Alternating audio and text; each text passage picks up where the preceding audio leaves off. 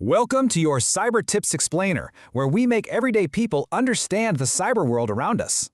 And what if that list was all about protecting the medical devices so many of us rely on? And get this, it's not about potential threats. It tracks what hackers are doing right now. It's a vital, active part of our cybersecurity defense, and it's happening in real time. So what's the big deal? It's the difference between a maybe and a right now attack. Because the threat is real and active, the response has to be just as serious. It's the law.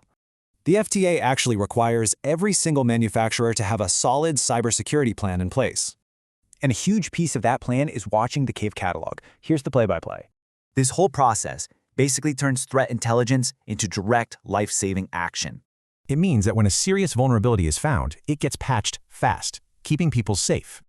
We're talking about an invisible shield that stops some really devastating attacks before they happen. It stops attacks that don't even need your personal info, which makes it incredibly powerful.